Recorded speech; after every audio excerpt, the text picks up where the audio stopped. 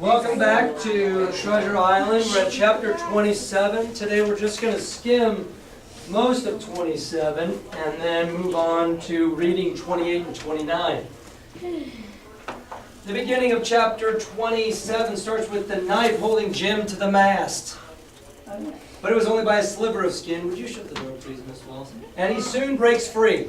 He kind of got it. It went through the muscle right here. It didn't stab him anywhere vital.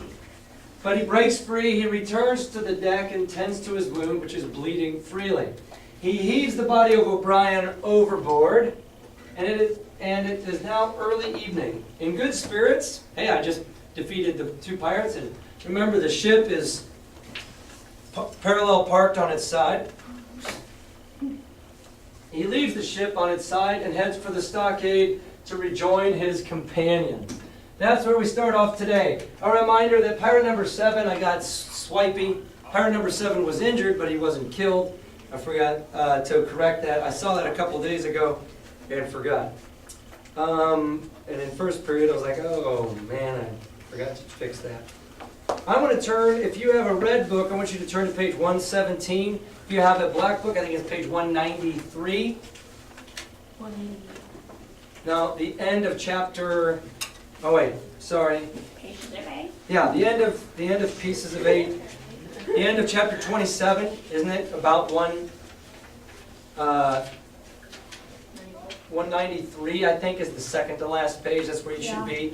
At the bottom of page 117, it says he's showing up to the stockade. That's where he's trying to go.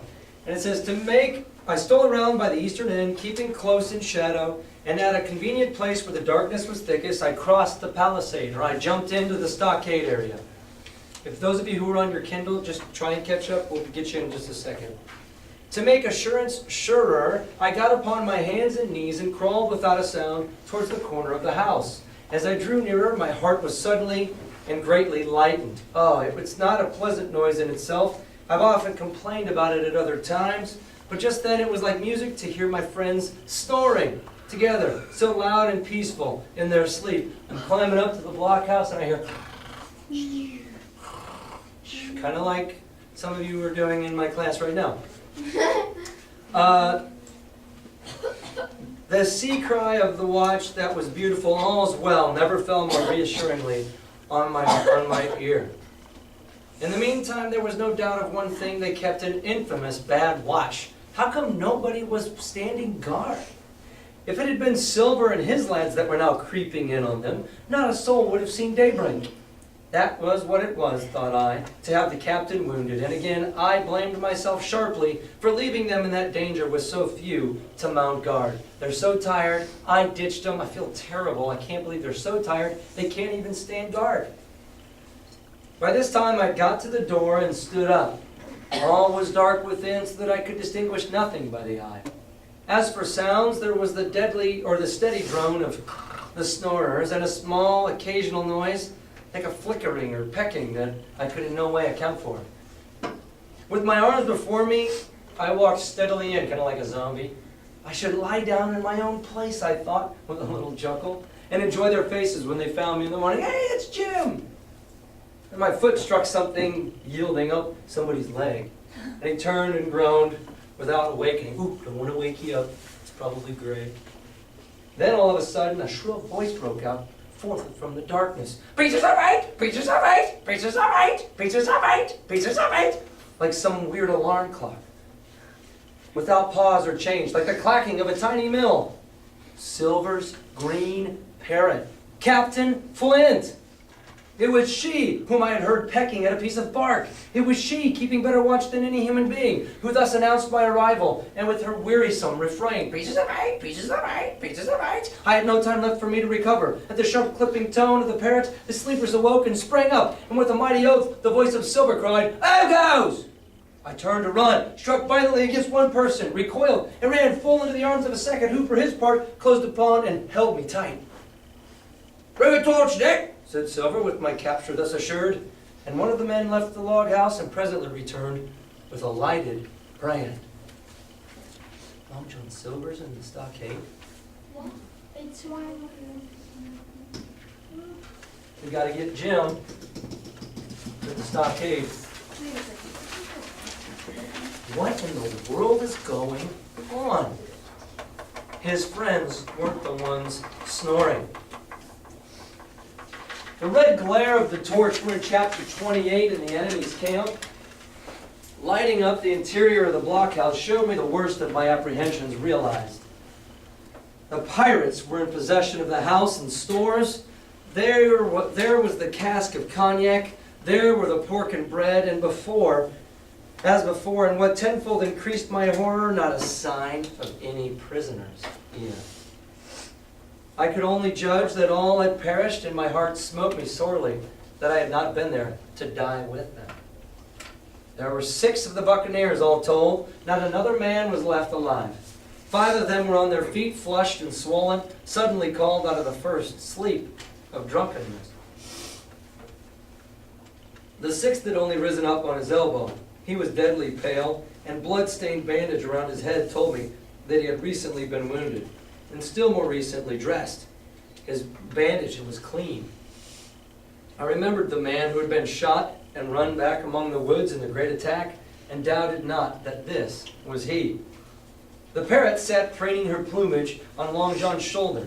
He himself, I thought, looked somewhat paler and more stern than I was used to.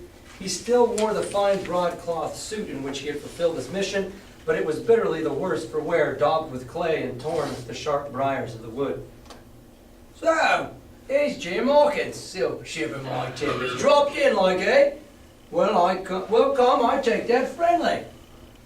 And thereupon he sat down across the brandy cask and began to fill his pipe. They've got Jim up against the wall, and he's just sitting down like, "Nice to see you, Jim." "Hey, give me a load of the link, Dick," said he. And then when he had a good light, "Oh, that'll do, lad," he added. "Stick the glim in the wood heap. And you gentlemen, bring yourselves to. You needn't stand up for Mr. Hawkins. He'll excuse you. You may later that. And so, Jim, here you are. Quite a pleasant surprise for poor old John. I see you were smart when I first set my eyes on you.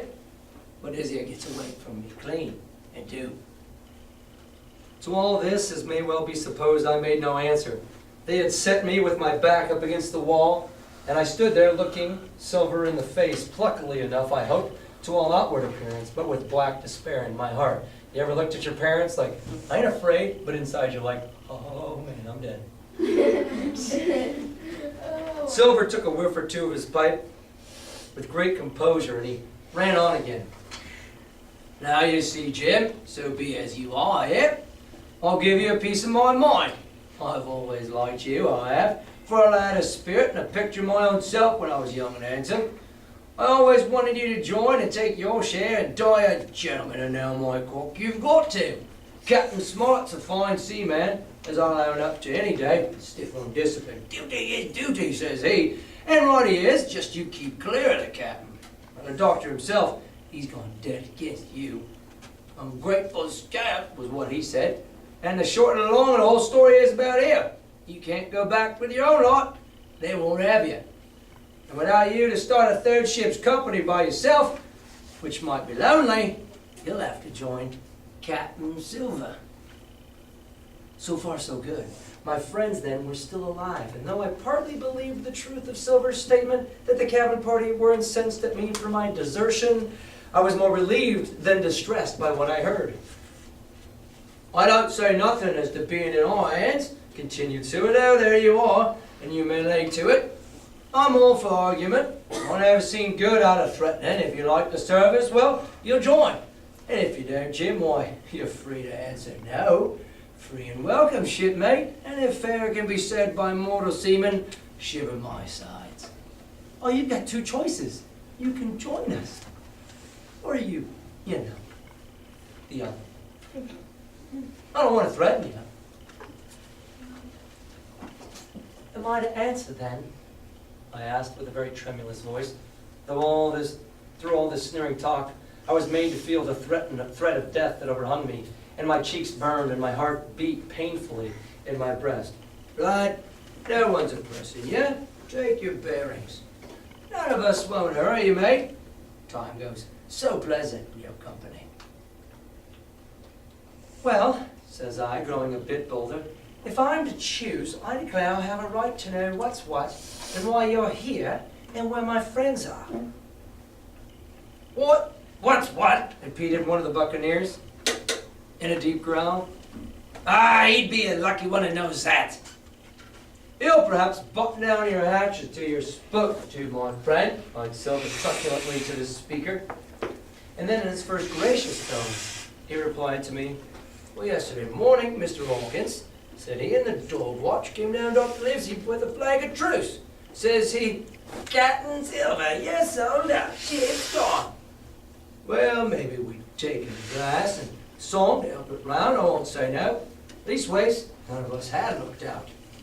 We looked out, and by thunder, the old ship was gone. Never seen a pack of fools look fishier. You may lay to that, if I tells you that looked the fishiest. Well, says the doctor, that's bargain. Well, we bargained, him and I, and here we are. Stores, brandy, blockhouse, the firewood you was thoughtful enough to cut, and in a manner of speaking, a whole blessed boat from Cross Trees to Kelsey. As for them, they've tramped. I don't know where they are. Huh. Dr. Livesey came down and made a deal. It's like, hey, can we work something out here? Yeah. And Long John Silver gets the boat, the stockade, and all the food. He drew again quietly at his pipe. Unless you should take it into that head of yours, he went on, and you was included in a treaty, here's the last words that was said. How many are you? Says I, to leave. 4, says he, 4, and one of us looted. As for that boy, I don't reckon where he is, confound him, says he. Nor I don't much care, we're about sick of him. These was his words. Is that all? I asked. Well, it's all you're to hear, my son, returned Silver. And now am I to choose? And now you are to choose. And you may lay to that, said Silver. Well, I'm not such a fool, but I know pretty well what I've to look for. But let the worst come to worst. It's little I care. I've seen too many die since I fell in with you, but there's a thing or two I have to tell you, I said, and by this time I was actually quite excited. And the first is this. Here you are in a bad way. Ship lost, treasure lost, men lost. Your whole business gone to wreck. And if you want to know who did it, it was I.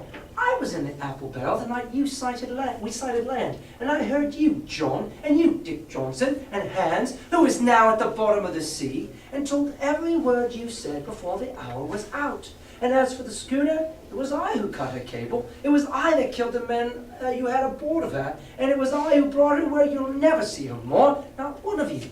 The laugh's on my side. I've had the top of this business from the first. I no more fear you than I fear a fly. Kill me, if you please, or spare me. But one thing I'll say, and no more. If you spare me, bygones are bygones.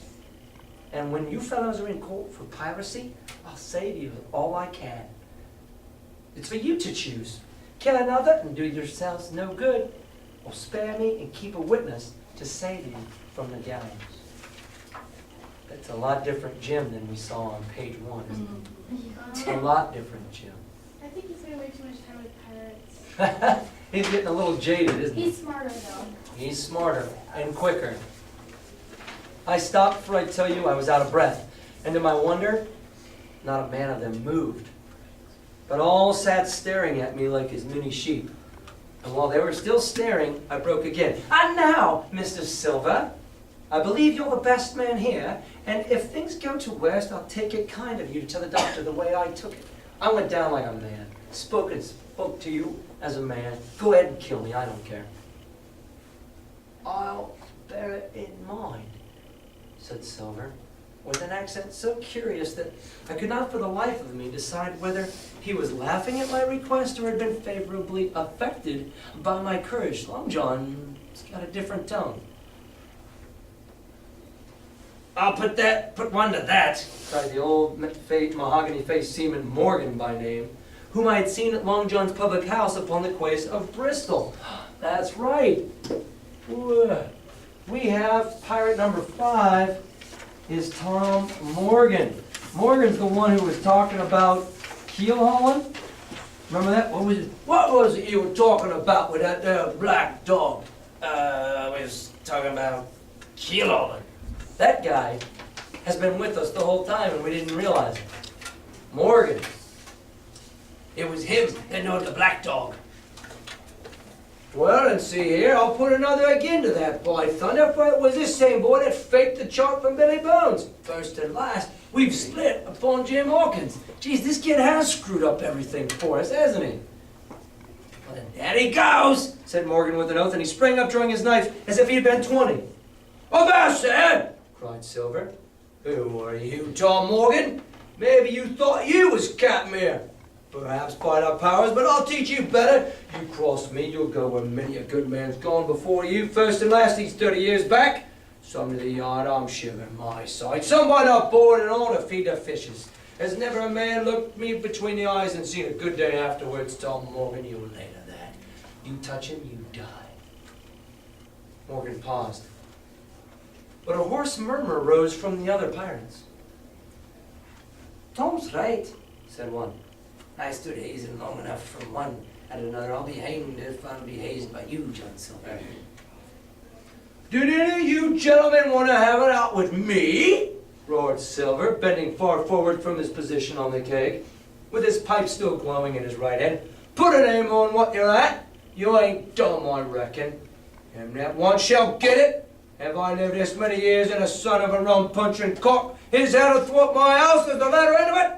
You know the way. You're gentlemen of fortune, by your own account.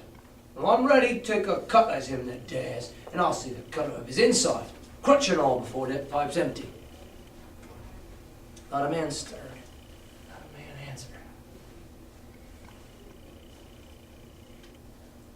That's your sword, is it? He added, returning his pipe to his mouth. Well, you're a gay lot to look at anyway. Not much worth to fight, you ain't. Perhaps you can understand King George's English. I'm captain here by election. I'm captain here because I'm the best man by a long sea mile. You won't fight as gentlemen of fortune should, then by thunder you'll obey and you may not to it. I like that boy now. Never seen a better boy than that. He's more a man than any pair of rats of you in this here house, and what I say is this. Let me see him that'll lay a hand on him. That's what I say. He may lay to that. There was a long pause after this, and I stood straight up against the wall, my heart still going like a sledgehammer, but with a ray of hope now shining in my bosom. Silver leaned back against the wall, his arms crossed, his pipe in the corner of his mouth, as calm as though he had been in church. Yet his eye kept wandering furtively, and he kept the tail of his eye on his unruly followers. They, on their part, drew gradually together towards the far end of the blockhouse, and the low hiss of whispering sounded in my ear continuously like a stream. One after another, they would look up. The red light of the torch would fall for a second on their nervous faces, but it wasn't towards me. It was towards Silver that they turned their eyes. You seem to have a lot to say, remarked Silver, spitting far into the air. Pipe up, let me hear it, or lay to. Ask your pardon, sir, returned one of the men. You're pretty free with some of the rules. Maybe you'll kindly keep an eye upon the rest. This crew is dissatisfied. This crew don't valley bury in a morning spike. This crew has its rights like other crews. I'll make so free as that. And by your own rules, I take it we can talk together. I ask your pardon, sir, acknowledging you to be captain at present, but I claim my right and step outside for a council. And with an elaborate sea salute, this fellow, a long, ill-looking, yellow-eyed man of 35, stepped coolly towards the door and disappeared out of the house. One after another, the rest followed his example, each making a salute as he had, each making some apology. According to rules, said one. Forecastle council, said Morgan. And so, with one remark or another, all marched out and left Silver and me alone with the torch. The sea cook instantly removed his pipe. Now you look here, Jim Hawkins, he said with a steady whisper that was no more than audible. You're within half a blank of death, and what's an almost sight of torture. They're gonna throw me off. But you, Mark, I stand by you through thick and thin. I didn't mean to, no, not till you spoke up. but I was about desperate to lose that much blood and be hanged in the bargain. But I see you was the right sort. I says to myself, you stand by Hawkins, John, and Hawkins will stand by you. Though his last card by Living Thunder, John, he's yours. Back to back, says I. You save your witness, and he'll save your neck. I began dimly to understand. You mean all's lost? Oh, by gum, I do. Ship's gone, neck gone. That's the size of it. Well, I'm tough. Once I looked into that bay, Jim Hawkins, and seen no schooner, well, I'm tough, but I gave out. As for that, ought their counsel mark me outright fools. I'll save your life, if so as I can, so be as I can from them. But see here, Jim, tit for tat. You saved Long John from swinging. They're gonna kill you. I can keep you alive, but I need you to save me in the long run. We're in it together. I was bewildered. It seemed a thing so hopeless he was asking. He, the old buccaneer, the ringleader throughout. What I can do, that I'll do. I said, it's a bargain, cried Long John. You speak up, Rocky, and by thunder I'll have a chance. You keep being this tough kid you're acting like, it's gonna get us somewhere. He hobbled to the torch where he propped up among the firewood and took a fresh light to his pipe. Understand me, Jim. I've a head on my shoulders, I have. I'm on Squire's side now. I know you got that ship shape somewhere. How you done it, I don't know, but safe it is. I guess Hans and O'Brien turned soft. I never much believed in neither of them. Now you mark me, I ask no questions, nor I won't let others. I know when a game's up, I do, and I know a lad that's staunch. Ah, you that's young, you and me, might have done a good power together. Long John Silver says he's a good guy. He says he's on Squire's side now.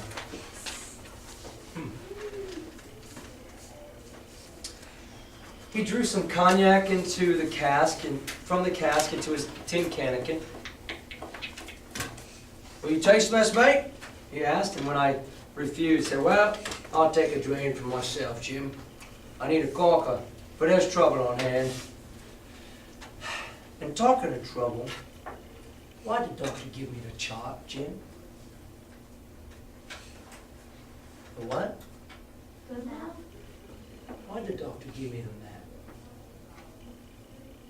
Huh? My face expressed a wonder so unaffected, he saw the needlessness of further questions. Oh, well, he did, though. There's something under that, no doubt. Something surely under that, Jim, bad or good. And he took another swallow of the brandy, shaking his great fair head like a man who knows who's looking forward to the worst. Why'd they give me the chart? Why'd they give me the stockade? Chapter 29, the black spot again. 19. Huh? 19. 29. The council of the Buccaneers had lasted some time, so the guys went outside to have a meeting. That was weird. All these guys were like, hey, see you later. We'll be right back. Sorry, man, we gotta do this. They're having a meeting outside. One of them re-entered the house with the repetition of the same salute, which had in my eyes an ironical air, begged for a moment of the loan of the torch, and Silver briefly agreed. The emissary retired again, leaving us together in the dark. He's like, can we have the torch? Please, thank you. See you. That was weird. There's a breeze coming, Jim, said Silver, who had by this time adopted quite a friendly and familiar tone. I turned to the loophole nearest me and looked out. The embers of the great fire had so far burned themselves out and now glowed so low duskily that I understood why these conspirators desired a torch. About halfway down the slope to the stockade, they were collected in a group. One held the light, another was on his knees in their midst, and I saw a blade of an open knife shine in his hand with varying colors and the moon and torchlight. So the guys are all about, they have to go down the hill a little bit in the sand. They're huddled around each other, these 5 guys. One of them's got the torch, the other one's got a knife out. The rest were all somewhat stooping as though watching the maneuvers of this last, and I could just make out that he had a book and a knife. That's weird. And was still wondering how anything so incongruous had come in their possession, when the kneeling figure rose once more to his feet, and the whole party began to move together towards us. Right? Everybody's like, oh, wait, let's go in. It's like, whoa, I don't want to be seen. I don't want to make them feel bad that I've been watching them. Here they come, said I, and I returned to my former position, for it seemed beneath my dignity that they should find me watching them. Well, Ed, let them come. Let them come. I've still got one shot in my locker. The door opened, and the 5 men standing huddled together just inside pushed one of their number forward. So they came, and all 5 of them stood there, and they kind of, all right, I'll talk. In any other circumstances, it would have been comical to see his slow advance, hesitating as he set down each foot, but holding his closed right hand in front of him. Walking up to Silver. What's he got in his hand? Black spot. Step up, lad, I won't eat you. Hand it over, lover. I know the rules, I do. I won't hurt a depreciation. Thus encouraged, the buccaneer stepped forth briskly, having passed something to Silver from hand to hand, and slipped yet more smartly back to his companions. Like, okay, whew, gave it to him. The sea cook looked at what had been given him. Oh, the black spot. I thought so, he observed. Where might you have got the paper? Why, hello, this ain't lucky. You've gone and cut out the Bible. What fools cut a Bible? Ah, there, said Morgan. There, what did I say? No good will come of that. Well, you've about fixed it now among you, continued Silver. You'll all swing now, I reckon. What salt-headed lubber I even had a Bible? It was Dick. Dick, was it? Well, then Dick can get your prayers, said Silver. He's seen his last slice of luck as Dick. You may later that. You want to talk about people who are superstitious? You don't cut up a Bible with these folks. But here the long man with the yellow eyes struck in. Belay that talk, John Silver. This crew's tipped you the black spot in full council and is in duty bound. Just you turn it over as in duty bound and see what's wrote there. Then you can talk. Got the one black side of the black spot, he flips it over, and he says, oh, Thank you, George. He always was brisk for business and has the rules by heart, George, as I'm pleased to see. we've got this guy, pirate number 6. His name is George. If you have room, his name is George Merry. I like his accent. George Merry.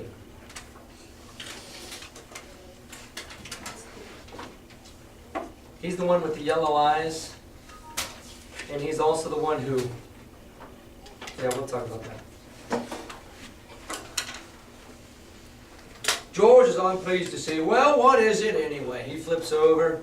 Oh, deposed. That's it, is it? Very pretty wreck, to be sure. Like print, I swear. You had it right, George. Why, you was getting quite a leading man in this here crew. You'll be captain next, I shouldn't wonder. Just oblige me with that torch, will you? This pipe won't dry there. Oh, wow. George, you've got good handwriting, buddy. You're definitely going to be the next captain, because you're one of the only guys who can even write in this group. Hey, give me another, I need to. Is he taking him seriously? Not really. Not so much. Come now, said George. You don't fool this crew no more. You're a funny man, but by your own account. But you're over now. You'll maybe step down off that barrel and help vote. It's like, hey, we've got this order process here. We just opposed you. Now it's time to vote to see who do they really want to be captain. I thought you said you know the rules, returned Silver contemptuously. Leastways, if you don't, I do. And I wait here, and I'm still your captain, mind, till you alter your grievances, and I reply. In the meantime, your black spot ain't worth a biscuit after that. We'll see. You don't even know the rule. I thought you knew the rules. You can't just throw me out. You depose me. Then what you need to do is tell me what the problem is. Then I get to answer. Then we have a vote. Get it right. Oh, you don't be under no kind of apprehension. We're all square. We are. First, you've made a hash of this here cruise. You'll be a bold man to say no to that. Second, You let the enemy out of here, this trap or nothing. Why did they want out? I don't know. But it's pretty plain they wanted it. Third, you wouldn't let us go at them upon the march. Oh, we see through you, John Silver. You want to play booty. That's what's wrong with you. And then fourth, there's this here boy. Is that all? What are the 4 problems that George says is wrong? What are the 4 problems? Rehash them for me. Give me one. Anybody, give me one. The boy. The boy, Jim Hawkins here. Drew, why is he hooking up, connecting with this kid? Right? 2, 3 more. What are the other ones? Yep. Whenever Squire gave him the house and stuff. Yeah, why did you let him out of here why did you let him out of here and then just take the stockade? Clearly they didn't want to be here for some reason. 2 other ones? We gotta know it, especially for the final exam. We gotta know these. Promise. Yeah. He made a hash of the group. Yeah, you screwed up this whole trip. You screwed it all up. You screwed up the timing and everything. One more? Yeah. Wouldn't let us go up to the march. Yeah, they were marching out of this stockade and you didn't let us just mow them down. We could have killed them so easily. Why wouldn't you just let us shoot them? Answer those 4 questions, because those are the reasons we're upset with you. Is that all? Enough too. We're all swinging sundry for your bungling. Well, now look here. I'll answer these 4 points, one after another. I'll answer them. I made a hash of this here cruise, didn't I? Well, now you all know what I wanted. You all know if I had been done it, we'd have been aboard the Hispaniola this night as ever was. Every man of us alive, and fit and full of good plum duff, and the treasure in the hold of her by thunder. Well, who crossed me? Who forced my hand and was the lawful captain? Who tipped me the black spot the day we landed to begin this dance? Oh, it's a fine dance. I'm with you there. Looks mighty like a hornpipe and a rope-ended execution dock by London town, it does. But who did it? Why, it was Anderson and Anns and you, George Mary. They handed him the black spot the day they landed. This isn't the 2nd time that it's been in the book. It's the 3rd time. But we skipped over it. Yeah? I have the feeling I'm gonna die. Who are you? I'm George. Oh, okay. And you're the last of... You're the last... Wait, who was staying? Okay. And you're the last above board of the St. Meddling crew. And you have the Davy Jones's insolence to up and stand for captain over me? You'd have sent a lot of us by our powers, but this top's the stiffest yawned and nothing. It's like, Mary, you're trying to depose me, and you and 2 other guys tried to depose me a few days ago, and look, they're dead. So you want to follow in their footsteps? Plan on it. That's for number 1, cried the accused. Silver paws, I could see that by their faces of George and his late comrades that these words had not been said in vain. They're starting to rethink some things. That's for number 1, cried the accused, wiping sweat from his brow, for he'd been talking with the vehemence that shook the house. Why, I give you my word, I'm sick to speak to you. You never sense no memory, and I leave it to fancy where your mother's was that let you come to sea. See, gentlemen of fortune, I reckon tailors is your trade. You should be fitting coats, not being sailors. Go on, John, said Morgan. Speak up to the others. Oh, the others. They're a nice lot, ain't they? You say this cruise is bungled? Oh, by gum, I could understand how bad it's bungled. You would see. If you could understand, you would see. We're that near the gibbet that my neck's stiff with thinking on it. You've seen them, maybe, hanged in chains, birds about them, seamen pointing them at it, going down the tide. It's that one. But that one's John Silver. I know him well, says another. And you can hear the chains a jangle as you go about and reach for another buoy. Ah, that's me. I'm basically already hanging on a yardarm, thanks to you. Now that's about where we are. Every mother's son of us thanks to him, and Hans, and Anderson, and other ruination of fools of you. Who's him? Who's he pointing at? George Mary, right? Long John's pointing. Because of George, this is where we are. He's arguing to his audience. I wonder if we're going to do anything with this about making an argument and using evidence. I wonder. Now about the, and if you want to know about number 4, and that boy, why shiver my timbers, isn't he a hostage? Are we going to waste a hostage? No, not us. He might be our last chance, and I shouldn't wonder. Kill that boy, not me, mates. Number 3, oh, well, there's a deal to say about number 3. Maybe you don't count it nothing to have a real college doctor come to see every day. You, John, with your head broke. Or you, George Mary. that had their goose shakes upon you not 6 hours ago. Pirate number 7, his name's John. Pirate number 7, his name's John. He said, why didn't you let us shoot us? Well, hey, the doctors come and helped you. You've got your clean bandages on. Hey, do you guys not understand that we have somebody help take care of us right now? That's why we didn't kill everybody, because they're actually helping us. And you've got that fever, George, the yellow eyes, and you're shaking, you're all sick. He gave you the medicine to fix you. So why are you complaining? He's doing a good job of answering their problems, right? But, and maybe perhaps you didn't know there was a consort coming either.